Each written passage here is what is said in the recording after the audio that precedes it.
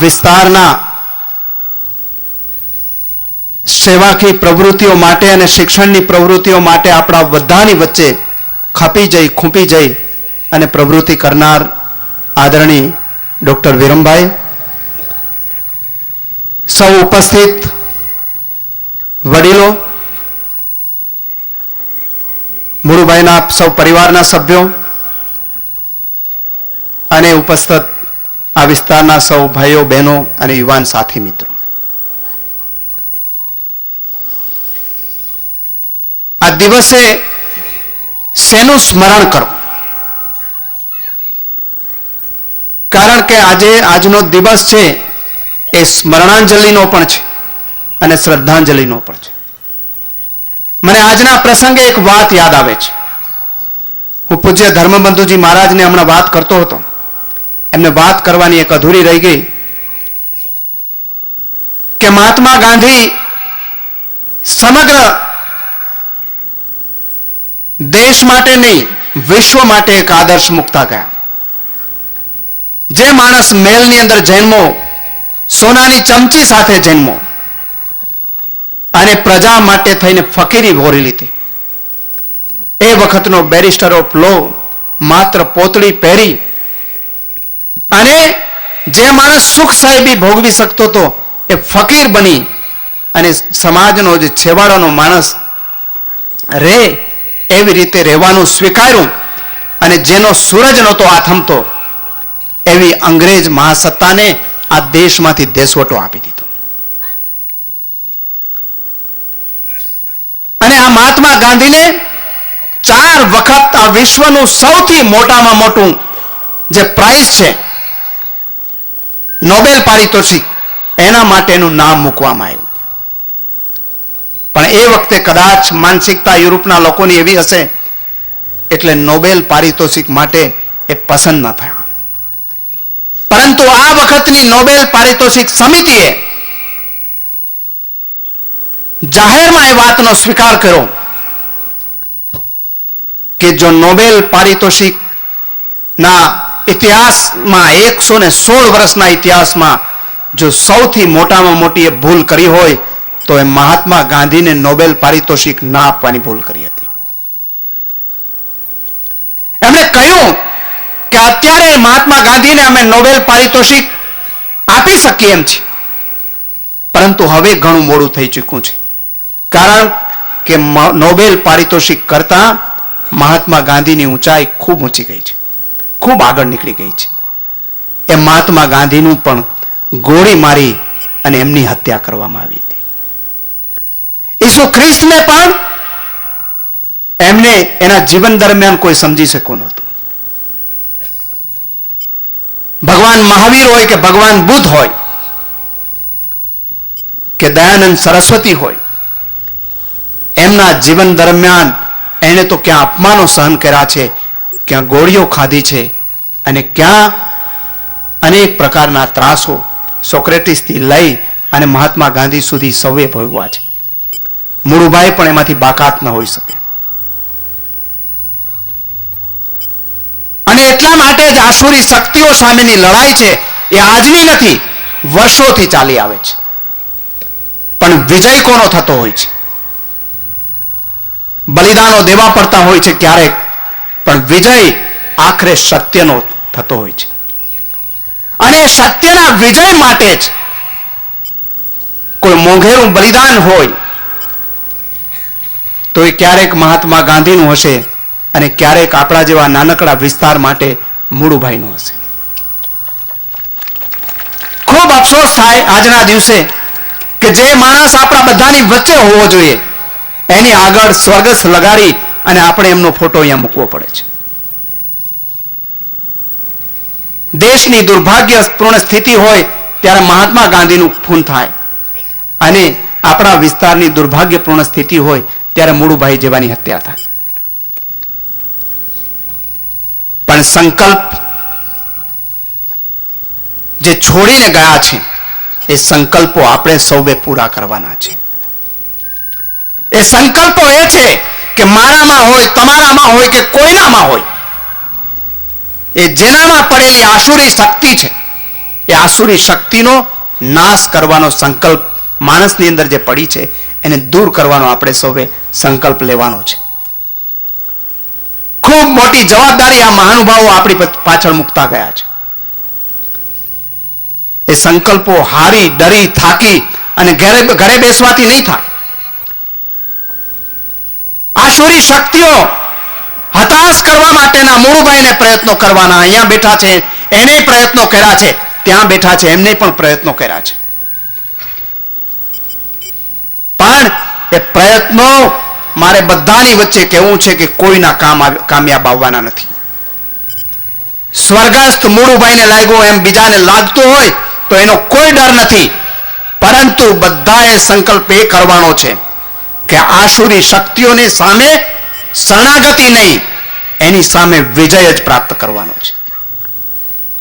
અને આસુરી શક્તિમાં વ્યક્તિ એકલો લડતો નથી. એના માટે આ મહાનુભાવોનો, સ્વામીજીઓનો અને પરમ કૃપાળુ પરમાત્માને એમની સાથે હંમેશા આશીર્વાદ રહેતા હોય છે.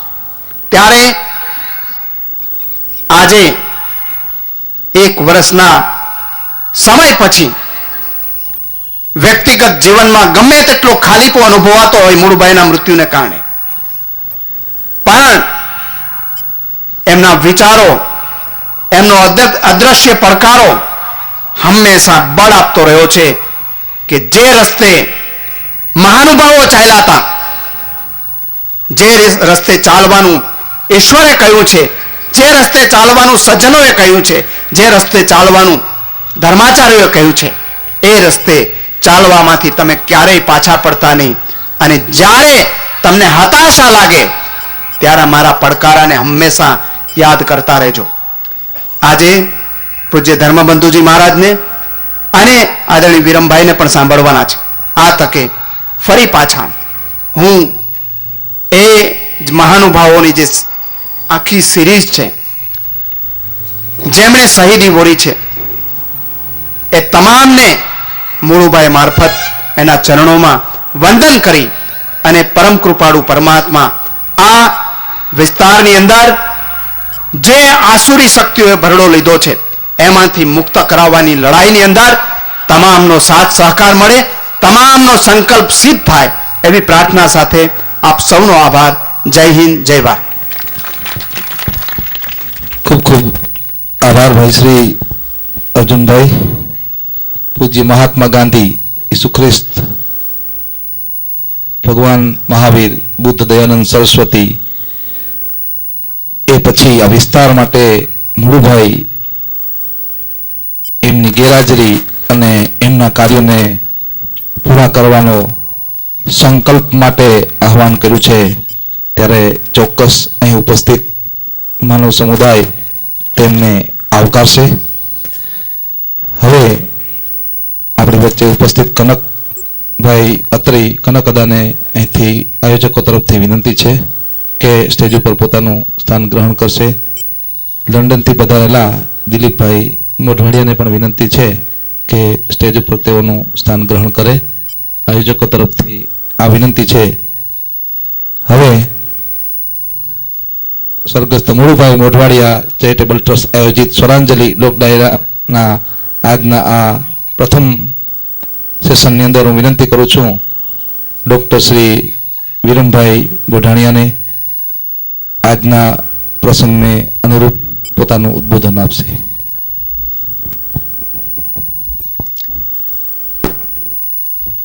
પરમ આદરણીય સ્વામી ધરમબંધુજી, આ વિસ્તારના ધારાસભ્ય અને વિરોધ પક્ષના નેતા શ્રી માનનીય અર્જુનભાઈ મોઢવાડિયા, સ્વર્ગસ્થ મૂળુભાઈ મોઢવાડિયાના પરિવારના તમામ સભ્યો, મંચ ઉપર બેઠેલા વિશિષ્ટ મહાનુભાવો, વડીલો, ભાઈઓ તથા બહેનો, આ વિસ્તારના અને મેર સમાજના એક પ્રિય અને વિશિષ્ટ હસ્તીની આજે પ્રથમ પુણ્યતિથિ વખતે આપણે બધા શ્રદ્ધાંજલિ દેવા એકત્રિત થયા છે ત્યારે મને બહુ સંતોષ થયો કે એમની પ્રિય જે પ્રવૃત્તિઓ હતી માનવ સેવા, સમાજ સેવા, એને લક્ષ્યમાં લઈ આજે માનવ સેવાની ઘણી બધી પ્રવૃત્તિઓ આપ લોકોએ કરી, રક્તદાન થયું, સાથે સાથે સર્વરોગી નિદાન થયું. આ સારી દિશામાં એક યોગ્ય શ્રદ્ધાંજલિ છે. મનુષ્ય જીવનમાં ઘણી શક્તિઓ પ્રાપ્ત કરતી હોય છે કે મેળવતી હોય છે અને અમુકને નસીબે જન્મથી મળતી હોય છે. આ શક્તિઓ જો સારા રસ્તે વપરાય, તેનો સદુપયોગ થાય તો હું માનું છું કે જીવન સાર્થક ગણાય. પણ જે શક્તિઓ મળેલી હોય તેનો દુરુપયોગ થાય તો એ સમાજ અને વિસ્તાર અને રાષ્ટ્ર માટે કમનસીબી ગણાય. સ્વર્ગસ્થ મોડુભાઈને હું બહુ નિકટથી જાણતો હતો. એની વિશિષ્ટ શક્તિઓનો હું થોડોક ઉલ્લેખ કરીશ. એમની નિડરતા,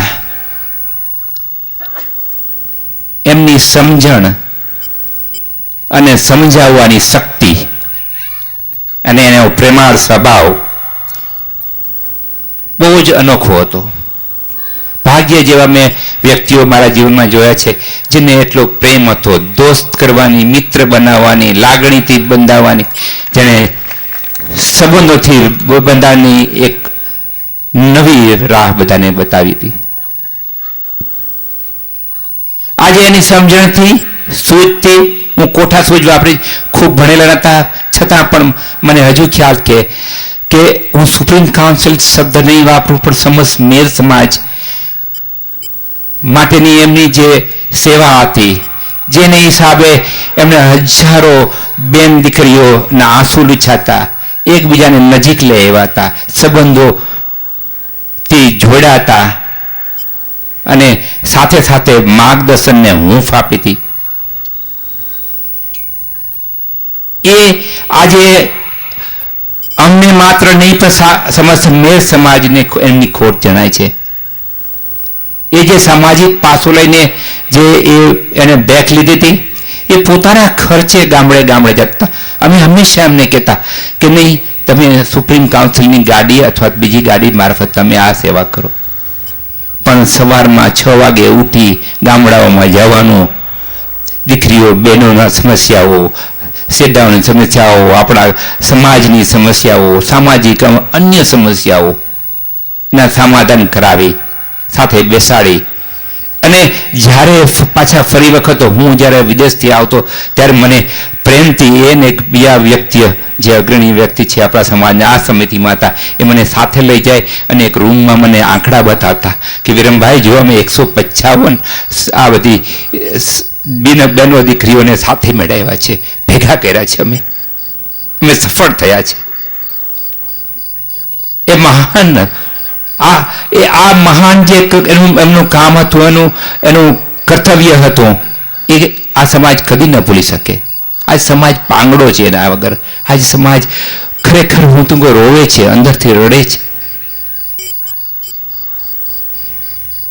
એમની નિડરતાનો વાત શું કરીએ. હંમેશા અમને હિંમત આપતા રહ્યા છે એક મોટા ભાઈ તરીકે. સાથે સાથે એનો પ્રેમાળ સ્વભાવ. વિદેશમાં આવે તો પણ પહેલા જ ફોન કરે કે વિરમભાઈ તમે ક્યારે ફ્રી છો, મારે તમને મળવા આવવું છે, આપણે એક વખત સાથે જમવું છે. અહીંયા પણ હું અવારનવાર મારા મિત્રો છે એમને તો ખ્યાલ છે કે હું થાકેલો હું, સાંજને બહુ મારા પર બહુ બોજો આવી ગયો હોય ત્યારે હું એક ફોન ઉપાડીને મોડુભાઈને કહું, મોડુભાઈ મને આજે એમ થાય છે કે તમારા વિસ્તારમાં થોડું બેસે તો મને રાહત રહેશે.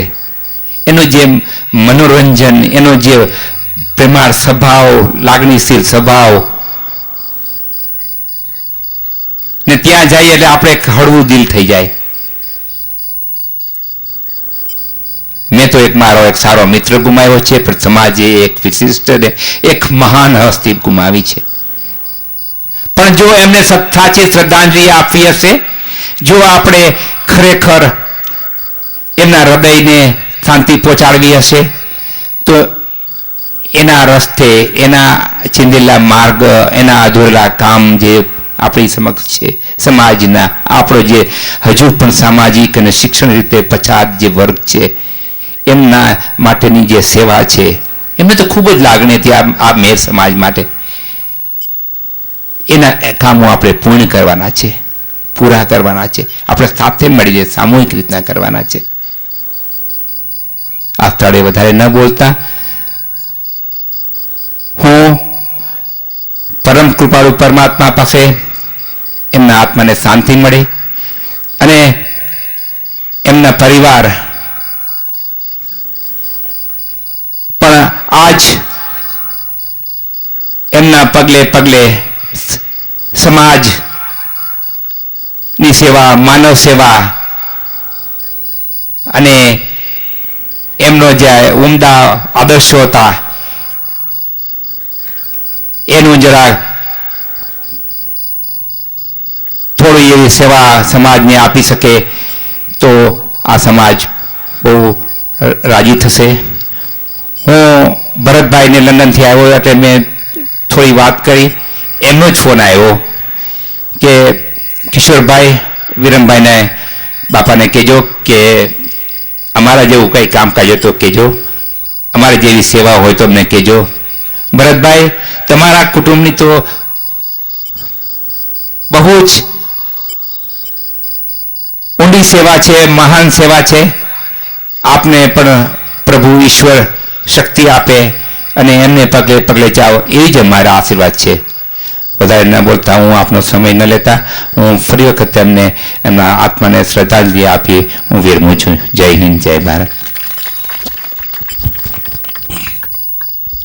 આ વિસ્તાર માટે, આ વિસ્તારના એક એક નાગરિક માટે શૈક્ષણિક અને સામાજિક સેવાઓ દ્વારા આ વિસ્તારને જાગૃત કરવો એવી નેમ પૂજ્ય માલદેવ બાપુ પછી જેમના હે છે એવા ડૉક્ટર શ્રી વિરમભાઈ ગોઢાણીયાએ પણ આજના આ પ્રસંગને અનુરૂપ સ્વર્ગસ્થ મુળુભાઈની જે કંઈ પણ કામગીરીઓ છે, એમને જે કંઈ પણ આંધળેલા કામો અધૂરા છે તે પૂરા કરવા માટેનું આહવાન કર્યું છે અને એમને શ્રદ્ધાંજલિ અર્પી છે. ત્યારે આયોજકો વતી તેમનો આભાર.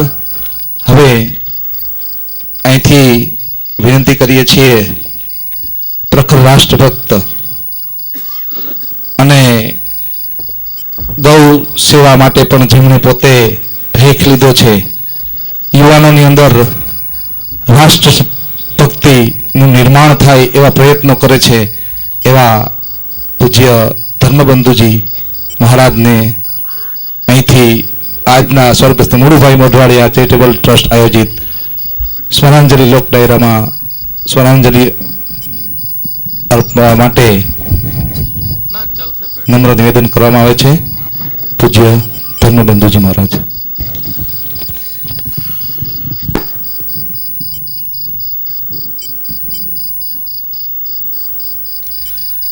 ॐ यो भूतं च भव्यं च सर्वं यश्चाधितिष्ठति स्वर्यस्य च केवलं तस्मै ज्येष्ठाय ब्रह्मणे नमः.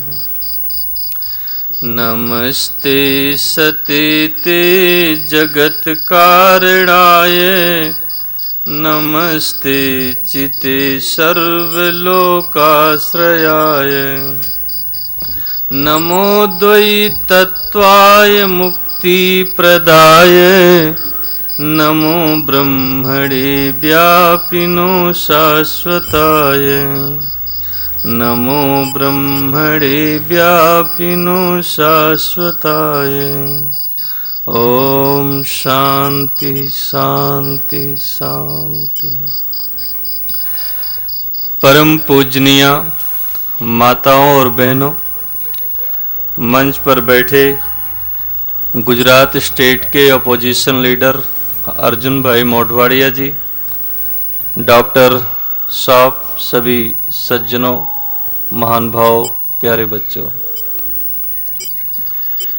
इस संसार में हमारे और आप जैसे लगभग 6 बिलियन 6 अरब मनुष्य की बस्ती है। 6 अरब मनुष्य में न जाने कितने लोग रोज पैदा होते हैं और कितने लोग रोज मरते हैं। इस देश में 7,000 बच्चे, 100 करोड़ की बस्ती में 7,000 बच्चे तो जन्म लेने के साथ बोलने का भी उनको अधिकार नहीं मिलता, ऊपर वाले के प्यारे बन जाते हैं। लगभग 24,000 महिलाओं को जिंदा आग में ये देश जला देता है। न जाने कितने लोग दुनिया से आते हैं और जाते हैं।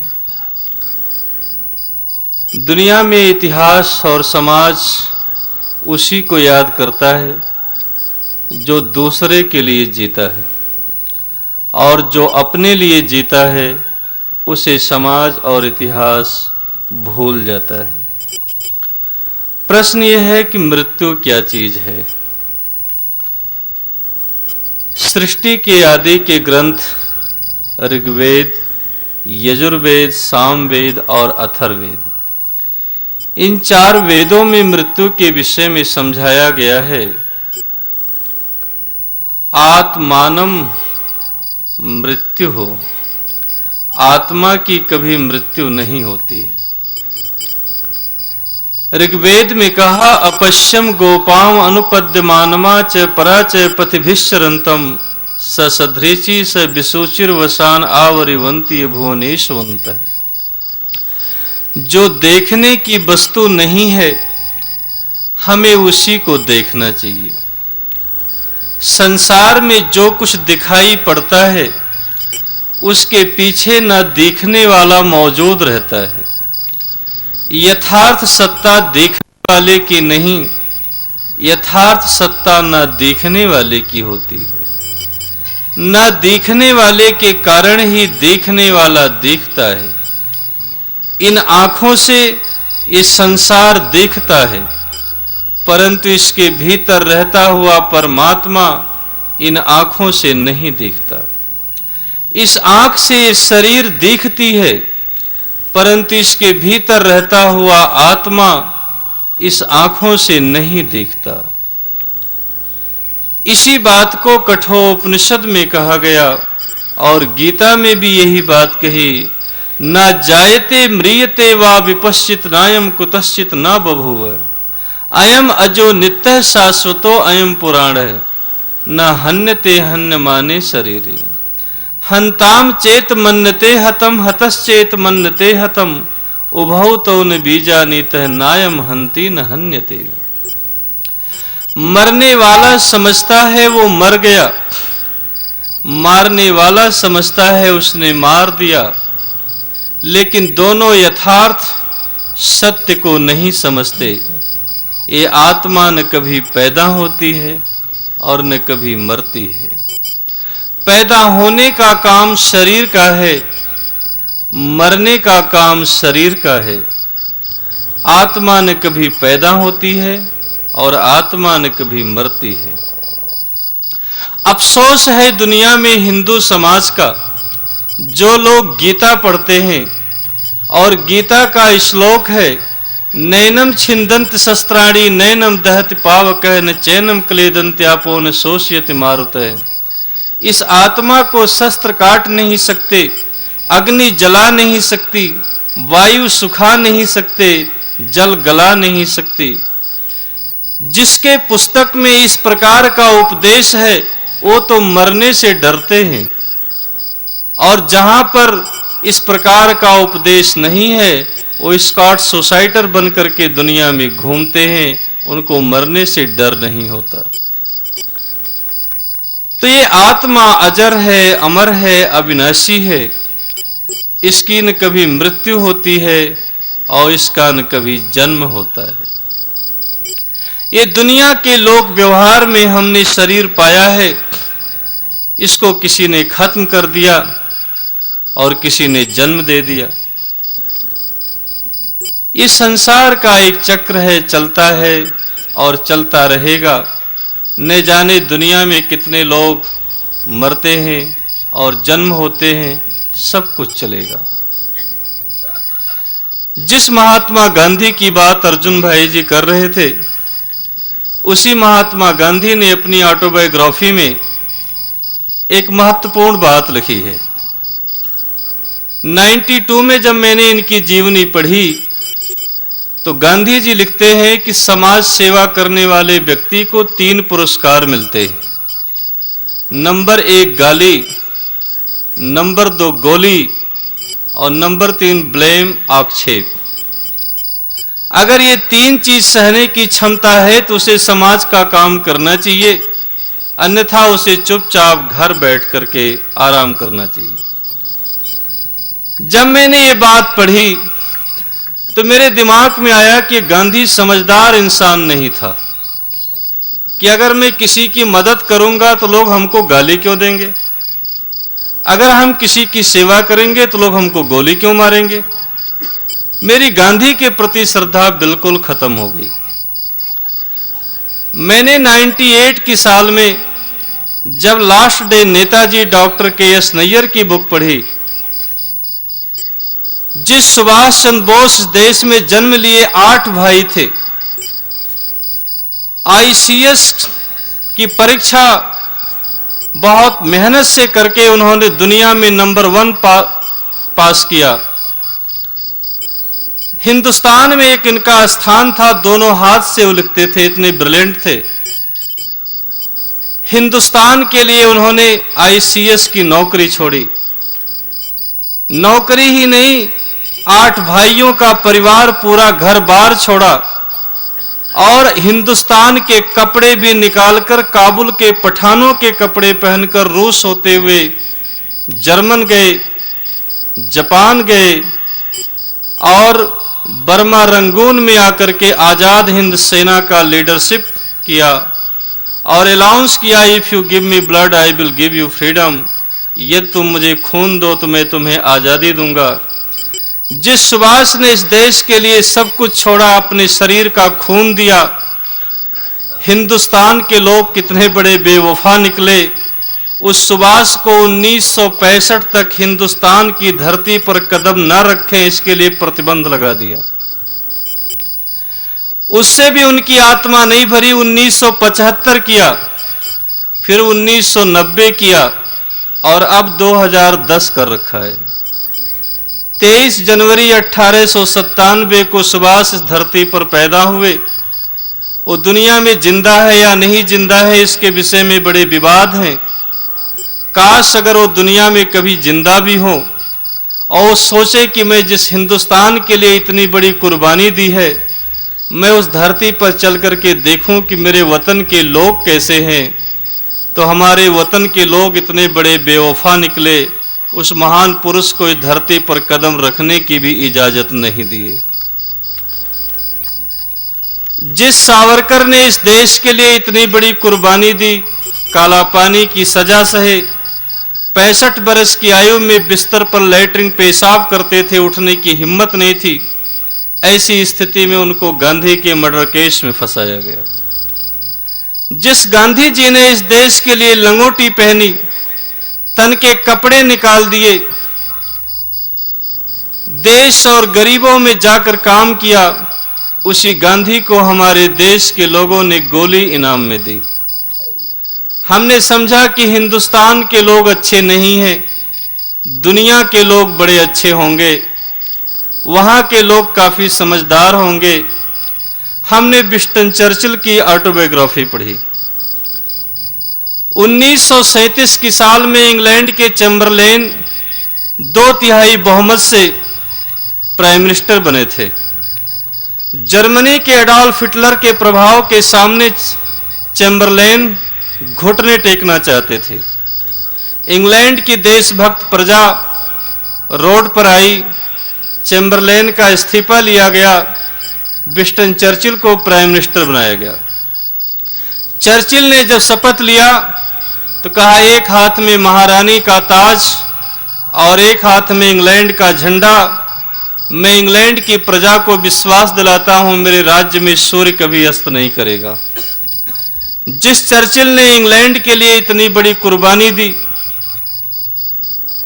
जर्मनी को तबाह किया, अमेरिका के साथ समझौता करके जापान पे परमाणु बम डाला, दुनिया की सारी ताकत को तहस नहस किया, इंग्लैंड का नाम रोशन किया, उसी चर्चिल को इंग्लैंड की प्रजा 1 पाउंड मेडिसिन के लिए नहीं दिया। चर्चिल दवा के बिना इंग्लैंड में मर गया। हमने आगे चल करके इब्राहिम लिंकन को पढ़ा। जिस इब्राहिम लिंकन ने अमेरिका में डेमोक्रेसी की फाउंडेशन रखी, government of the people for the people by the people का नारा दिया, जिस इब्राहिम लिंकन को लोग आदर्श समझते थे, उसी इब्राहिम लिंकन को अमेरिका के आदमी ने ही गोली मार दी। और जिस जॉर्ज कैनेडी ने अमेरिका की इकोनॉमिक स्थिति को मजबूत करने की कोशिश की, उसी जॉर्ज कैनेडी को अमेरिकन लोगों ने ही गोली मार दी। और जब मैंने शेख मुजीबुर रहमान की ऑटोबायोग्राफी पढ़ी तो सच तो यह है कि मैं 3 दिन उस समय खाना नहीं खाया था। जिस शेख मुजीब ने पंजाबी मुसलमानों के शोषण के बगावत करके बांग्लादेश की डिमांड की, मियाँ वाली जेल में 6 बार उनके लिए कब्र खोदी गई। शेख आहिया खां उनको पूरा परेशान करने लगे। शेख को आहिया खान शेख मुजीबुर रहमान को फांसी नहीं दे सके। डिफेंस मिनिस्टर भुट्टो के कारण बांग्लादेश वो बना लिए।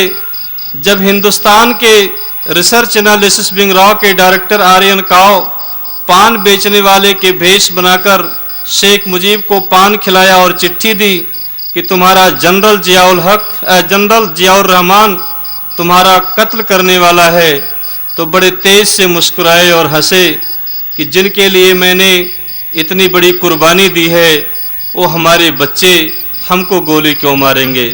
लेकिन ठीक दूसरे दिन उन्हीं के छाती पर 22 गोली शेख के छाती पर जियाउर रहमान ने लगाई और उनको ख़त्म किया। मुरू भाई का वास्ता हमारा 5-6 महीने का था। वो मुझे मिले और कुछ काम हमने गांव में तालाब आदि का कुछ काम किया। जब इनका मर्डर हुआ मैं गुजरात में नहीं था, मैं जम्मू में था। बाद में राजस्थान आया और मुझे पता चला कि मुरू भाई का मर्डर हो गया। तो मुझे फिर ये लगा कि वास्तव में अच्छे लोग को दुनिया में लोग रहने नहीं देना चाहते और उनको काफ़ी ज़रूरत होती है। लेकिन मैं इतना ज़रूर जानता हूँ कि जुर्म और अत्याचार करने वाले लोग की ज़्यादा आयुष नहीं होती है और वो लोग अपने ही पाप के कारण एक न एक दिन ख़त्म हो जाते हैं। हमने दुनिया की काफ़ी क्रांति, आंदोलन और बड़े बड़े संगठन का अध्ययन के आधार पर मैं विश्वास से कह सकता हूँ कि जो दूसरे का बुरा चाहते हैं उनका अंत एक दिन जरूर होता है। वो थोड़ा टाइम और वक्त अवश्य लगता है। मैंने अपने जिंदगी के अनुभव के आधार पर यह भी देखा है कि जो गुंडे और बदमाश होते हैं उनके अंदर करेज, अंदर से ताकत नहीं होती। वो उनका बाहर का इतना ज़्यादा खौफ होता है, इतना ज़्यादा आतंक होता है कि बाहर से लोग डरते हैं, लेकिन उनका विल पावर बहुत कमज़ोर होता है। मेरा एक जिंदगी का अनुभव है। 92 की साल में हम और खैरनार दोनों साथ में लखनऊ में एक लेक्चर दे रहे थे। उस समय यूपी के एक मुलायम सिंह करके लीडर है, वो हमारे साथ बैठे थे। और बहुत बड़ा उनका आतंक था। मैंने वहां कहा कि जिसको आप चांदी का मुकुट पहना करके आप कृष्ण का अवतार बता रहे हैं, हम गुजरात के स्कूल में बच्चों से पूछते हैं कि यूपी में लीडर कौन है, तो कहते हैं गुंडा मुलायम सिंह वहां का लीडर है। लेकिन मैं देखा उसका पैर ऐसे कप रहा था, कोई ताकत कोई बात समझ में नहीं आई, यद्यपि बहुत बड़े खौफ उसके होते। मैं झारखंड में 180 विद्यालय चलाता हूं, 2000 रुपये महीने के। वहां नक्सलाइट लोगों से भी मेरा मुकाबला होता है। हमारे बोर्ड पर उन्होंने 22 गोली लगाई थी कि धर्म का जहर यहां मत पिलाओ। हमारे साथी लोग की जेट की सुरक्षा होती है, रुक जाते। मैं गया मिलने के लिए, हमने कहा धर्म किसे कहते हैं, 2-3 घंटे डिस्कशन किया, देखा बेचारे बड़े दुखी होते हैं। खैर ये सब अलग की बातें हैं, विषय के विषयांतर होगा। लेकिन मेरे भाइयों और बहनों, जो जन्मा है उसकी मृत्यु निश्चित है। महत्व इस बात का नहीं है कि आप कितने बरस जीते हैं, महत्व इस बात का है इज्जत और स्वाभिमान से आप कितने दिन जीते हैं। वर्ष और दिन में बहुत फर्क होता है, लेकिन इज्जत और स्वाभिमान से कितने दिन जीते हैं, और आप अपने लिए नहीं दूसरे के लिए कितना जीना चाहते हैं। गांधी जी अपने जिंदगी में 2 चीज से ज्यादा डरते थे। एक, सोचते थे कि उनकी मृत्यु बहुत करीब है, और दूसरा, वो गरीब से गरीब इंसान तक कैसे पहुंच सकते हैं। तो हम लोग आप लोग के सामने जिस तरह से अभी ये दर्द बता रहे थे आपके डॉक्टर साहब, तो मैं बैठे बैठे सोच रहा था, दिल्ली में आप कभी जाना, डॉक्टर राजेंद्र प्रसाद ने सरदार पटेल की मृत्यु पर एक शोक संदेश लिखा है। वो शोक संदेश बड़ा प्रेरणादायी है। वो लिखते हैं, मुझे इस बात की चिंता नहीं है कि सरदार वल्लभ भाई पटेल की मृत्यु हो गई, मुझे इस बात की चिंता नहीं है कि सरदार मर गए, चिंता मुझे इस बात की है अब सरदार के बिना हमारा क्या होगा। सरदार मर गए इस बात की चिंता नहीं है, सरदार के बिना हमारा क्या होगा इस बात की चिंता है। मुरु भाई दुनिया से चले गए इस बात की चिंता नहीं है, उनके बिना आपका क्या होगा इस बात की चिंता आपको करना होगा। ये जलसे जुलूस ये सम्मेलन ये ठीक है, एक करना चाहिए, लेकिन वास्तव में काम यह है कि जिस तरह से मुरु भाई अपने करेज हिम्मत के साथ काम करते थे, स्वाभिमान के साथ रहते थे, वैसा आपको बनने की कोशिश करनी चाहिए, और तभी उनके लिए सच्ची श्रद्धांजलि हो सकती है। मेरे भाइयों और बहनों, दुनिया में आपके अंदर एक इंसानियत पैदा हो, एक सही सोच पैदा हो, ये नफरत की आग को खत्म करके दिल में प्रेम पैदा हो। लेकिन मैं अंत में यही कहना चाहूंगा, अगर जंग जीतना है तो दिमाग को शांत रखना चाहिए, अगर दूसरे के दिल को जीतना है तो पहले अपना दिल साफ रखना चाहिए, और अगर आपको दुनिया को जीतना है तो सबसे पहले अपने आप पर जीतना चाहिए। और जो व्यक्ति अपने आप को जीत नहीं सकता वो दुनिया में किसी को जीत नहीं सकता। तो सबसे पहले आपको अपने आप को जीतना चाहिए। आप लोग बड़े धार्मिक हैं, धर्म को मानते हैं, भगवान के मंदिर में भी जाते होंगे, लेकिन मैं देखता हूं देश के लोगों को, ये ईंट पत्थर के मंदिर किसी इंसान के बनाए होते हैं। ये जो पैसे वाले लोग होते हैं उसमें दान देते हैं, और बड़े बड़े सेठ माला उनको फूल माला डालकर वो पैसे वाले पैसा देते हैं। लेकिन ये पैसे वालों का पैसा, ये लोग का मेहनत ये मंदिर बन जाता है। उसमें आप जूते चप्पल निकाल कर, नहा के स्नान करके, नए कपड़े पहनकर आप उनको फूल चढ़ाते हैं, दूध चढ़ाते हैं, गंगा जल चढ़ाते हैं और न जाने क्या क्या करते हैं। दुनिया में आजकल 21st century science, technology and knowledge की सेंचुरी मानी जाती है। दुनिया में अपने ब्रेन का लोगों ने काफ़ी आविष्कार किया है, काफ़ी अपने दिमाग को विकसित किया है। दुनिया का कोई भी साइंटिस्ट मनुष्य का एक बूंद खून नहीं बना सका। दुनिया का कोई भी वैज्ञानिक मनुष्य की 1 इंच हड्डी नहीं बना सका। दुनिया का कोई भी वैज्ञानिक मनुष्य का 10 ग्राम मांस नहीं बना सका। जो परमात्मा के बनाए मंदिर हैं उसमें तो दारू चढ़ाते हैं, गुटखा चढ़ाते, तंबाकू चढ़ाते, बीड़ी चढ़ाते, और जो इंसान के बनाए मंदिर हैं उसमें फूल चढ़ाते, गंगा जल चढ़ाते हैं और पता नहीं क्या क्या चढ़ाते हैं। ये बड़ी अफसोस की बात है। आपको ये सोचना चाहिए, अगर आपको दुनिया पर पानी है तो सबसे पहले अपने जीवन पर विजय प्राप्त करना होगा। आपका जीवन जब अच्छा होगा तभी दुनिया पर आप जीत सकते हैं। और जिस दिन आपका चरित्र मजबूत होगा, आपका स्वाभिमान मजबूत होगा, उस दिन दुनिया की कोई ऐसी ताकत आपको चैलेंज नहीं दे सकती है और आप अच्छे इंसान बनकर जीवन को जी सकते हैं। और अपने आप से, दिल से मरने का डर जिस दिन आप निकाल देंगे, उस दिन आपको जीने की कला अपने आप आ जाएगी।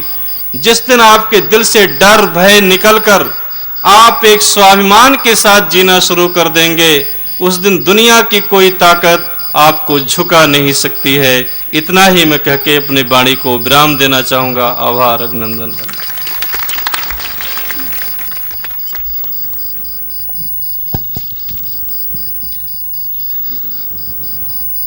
આભાર.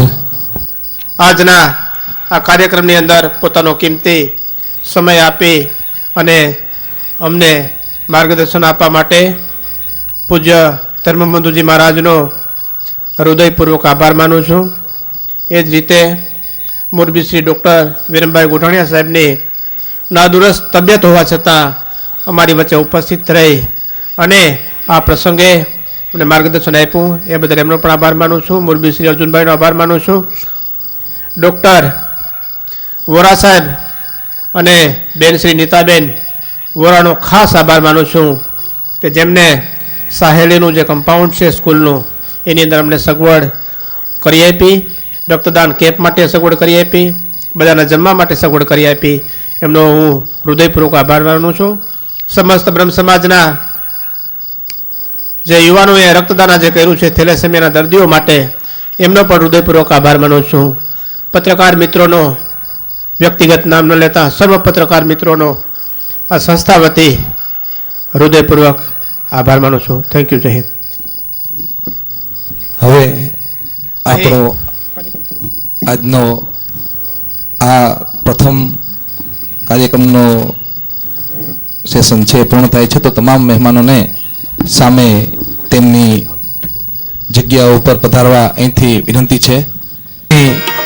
આજના સ્વરાંજલિ લોક ડાયરા માટેની કાર્યવાહી માટે માનનીય શ્રી આજના દેવરાજભાઈ ગઢવીને વિનંતી કરું છું. આજના કલાકારોનો આ કાર્યક્રમનું સંચાલન અને સ્વરાંજલિ લોક ડાયરાનું સંચાલન સંભાળે. આભાર.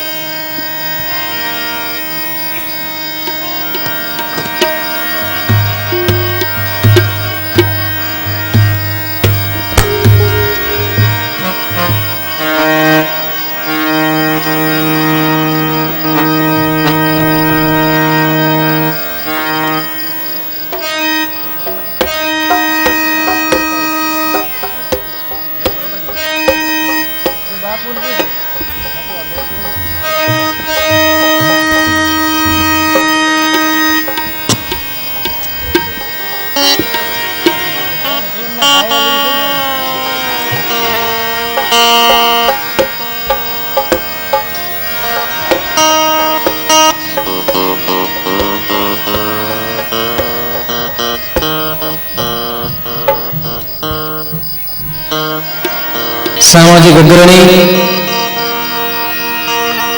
स्वर्गस्थ मुरुभाई मोढवाडियाની પ્રથમ પુણ્યતિથિ નિમિત્તે મુરુભાઈ મોઢવાડિયા ચેરિટેબલ ટ્રસ્ટ પોરબંદર આયોજિત શ્રદ્ધાંજલિ સમારોહ શ્રદ્ધાંજલિ આજનો આ કાર્યક્રમ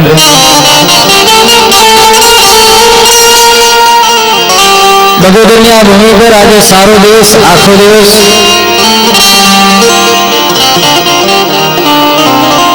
ઘણી બધી રચનાત્મક પ્રવૃત્તિઓ જેમાં બ્લડ ડોનેશન છે, સર્વરોગ નિદાન કેમ્પ છે અને થોડા સમય પહેલા પ્રખર સમાજ ચિંતક પૂજ્ય સ્વામી ધર્મગુરુજી મહારાજ અને આ વિસ્તારના અગ્રણીઓ વિરોધ પક્ષના નેતા મુરલી શ્રી અરવિંદભાઈ મોઢવાડિયા તે ઉપરાંત ઘણા નામી અનામી મેર સમાજના મોભી બિરલાઓ તે ઉપરાંત બીજા ઘણા બધા મુરુભાઈના સ્નેહીઓ અને સંબંધીઓ દ્વારા એમના જે સ્મરણો છે વાળવામાં આવ્યા હોય જે કાર્યક્રમ એમાં સંતોના પ્રવચનો છે, સમાજનું સાચું સિંચન કરવામાં જેમની મહેનત છે અને સમાજને દુઃખી જોઈને જેનું હૃદય છે એ પ્રબોધિત થાય છે એવા સોજોના આપણે સૌએ આ કાર્યક્રમમાં એમના સ્મરણો અને પ્રવચનો સાંભળ્યા છે. ત્યારબાદ હવે પછીનો જે દોર છે શ્રદ્ધાંજલિ સમારોહમાં એમની યાદી કંઈક તાજી થાય એવા ઓલે વ્યક્તિની જ્યારે પ્રથમ પુણ્યતિથિ ઉજવાતી હોય કલાકારો છે એ જે કાંઈ એમની ભાષામાં જેના નામે છોડ જેના નેજાએ છોડ આજે અમે તમે મળ્યા છીએ એને ધ્યાનમાં લઈ અને આજનો કાર્યક્રમ છે આપણો રહેવાનો છે. હાકમ જેવા મહેમાનો બહેરા છે, વડીલો છે, માતાઓ બહેનો છે, એવા દોસ્તો બાળકો તમામને અમે આવકારીએ છીએ. આપને જ્યાં યોગ્ય લાગે ત્યાં આપનું સ્થાન લઈ કાર્યક્રમમાં સહકાર આપશો એવી આપને પાસે અમે તમામ કલાકારો છે અપેક્ષા રાખીએ છીએ.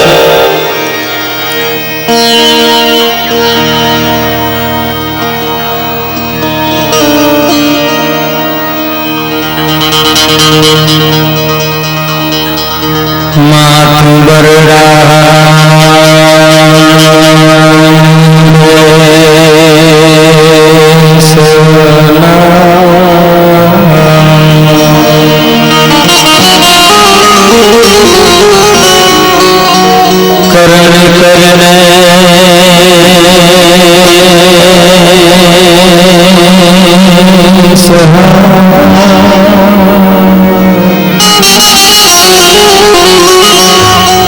स्मरण करता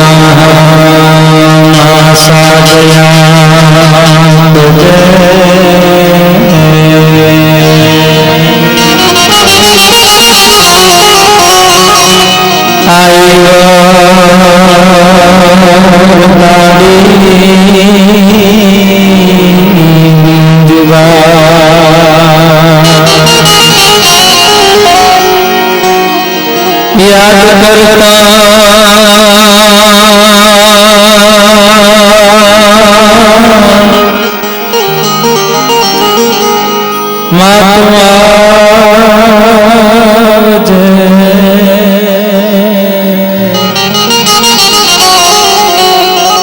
माया शक्ति आवड़या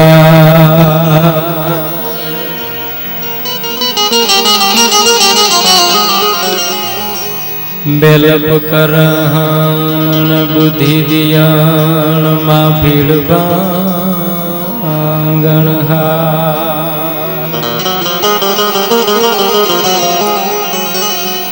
आई तो क्षयमा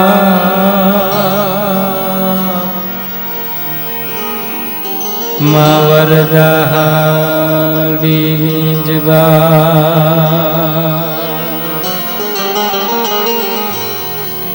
आई तू क्षयमा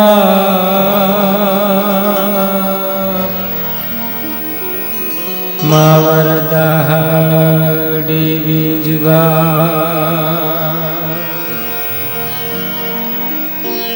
मां चिंता विघ्न विनाशनी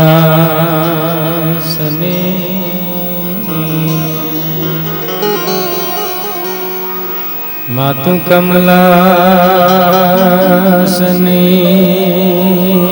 सक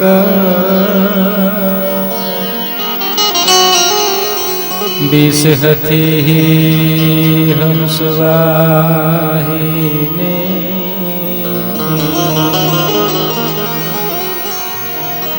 माता दुर्गे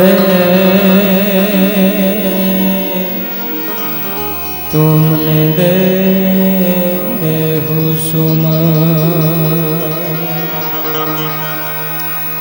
माँ विषहती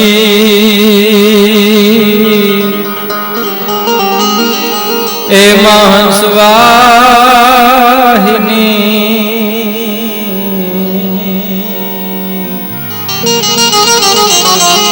माता दुर्गे है तुमने दे हो सुमा